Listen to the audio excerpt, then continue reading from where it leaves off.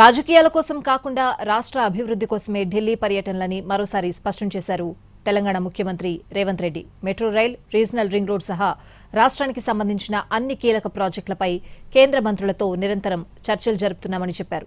మరోసారి ఢిల్లీకి వచ్చి కేంద్ర మంత్రులను కలుస్తానని ప్రకటించారు. ఢిల్లీ వెళ్లిన తెలంగాణ ముఖ్యమంత్రి రేవంత్ రెడ్డి కేంద్ర మంత్రులతో కీలక సమావేశాలు నిర్వహించారు. నితిన్ గడ్కరీ, రామ్మోహన్ నాయుడులతో ప్రత్యేకంగా సమావేశమయ్యారు రేవంత్.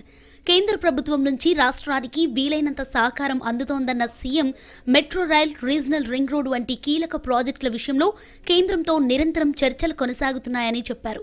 ఎక్కడైనా ఆలస్యం జరిగినా, సమాచార లోపాలు ఉన్నా చర్చల ద్వారానే పరిష్కారం సాధ్యమని స్పష్టం చేశారు. ప్రజల ప్రయోజనాల కోసమే పదే పదే ఢిల్లీకి వస్తున్నానని అన్నారు. అభివృద్ధికి రాజకీయాలకు సంబంధం లేదని, ఎన్నికల సమయంలో మాత్రమే రాజకీయాలు ఉంటాయని వ్యాఖ్యానించారు. రాష్ట్రానికి రావాల్సిన నిధులు, అనుమతులపై అన్ని పార్టీల ఎంపీలకు పవర్ పాయింట్ ప్రజెంటేషన్ కూడా ఇచ్చిన విషయం గుర్తు చేశారు. మొదట రోడ్డు రవాణా శాఖ మంత్రి నితిన్ గడ్కరీతో సమావేశమయ్యారు Revanth Reddy. Regional ring road ఉత్తర భాగానికి కేంద్ర కేబినెట్ ఆమోదం వెంటనే ఇవ్వాలని కోరారు. ఫ్యూచర్ సిటీ నుంచి అమరావతి మీదుగా బందరు పోర్టుకు green field highway, Mancherial, Hyderabad ప్రత్యామ్నాయ 6 లేన్ల రహదారి, మన్ననూర్, శ్రీశైలం ఎలివేటెడ్ కారిడార్ వంటి ప్రాజెక్టులకు కేంద్రం సహకారం కోరారు. ఈ ప్రాజెక్టులు తెలంగాణతో పాటు దక్షిణ భారత ఆర్థిక అభివృద్ధికి దోహదపడతాయని సీఎం వివరించారు. ఆ తర్వాత పౌర విమానయాన శాఖ మంత్రి రామ్మోహన్ నాయుడును కలిశారు రేవంత్. వరంగల్, ఆదిలాబాద్ ఎయిర్పోర్టుల నిర్మాణంపై చర్చించారు. 2047 సమయానికి $3 ట్రిలియన్ ఎకానమీకి తెలంగాణ రాష్ట్రం ఎదగాలని భవిష్యత్ ప్రణాళికలను రచించుకున్నది. అక్కడికి మేము చేరుకోవాలంటే ప్రపంచ దేశాలలో జరుగుతున్న వేగవంతమైన అభివృద్ధికి విమానాశ్రయాలు అత్యంత కీలక భూమిక పోషించబోతున్నాయి. పరిశ్రమలు రావాలన్నా, పెట్టుబడులు పెట్టాలన్నా, ఇక్కడ పరిశ్రమలు ఉత్పత్తి చేసిన వస్తువులను ఇతర దేశాలకు ఎగుమతి చేయాలన్నా అంతర్జాతీయ స్థాయి ప్రమాణాలతో విమానాశ్రయాల అవసరం ఉన్నది. దీన్ని తెలంగాణ రాష్ట్ర ప్రభుత్వం, కేంద్ర ప్రభుత్వం గుర్తించి ఈనాడు వరంగల్ ఎయిర్పోర్ట్, ఆదిలాబాద్ ఎయిర్పోర్టులను తక్షణమే మొదటి ప్రాధాన్యత కింద తీసుకొని నిర్మించి వాటిని పూర్తి చేయాలని లక్ష్యంగా పనిచేస్తున్నాము.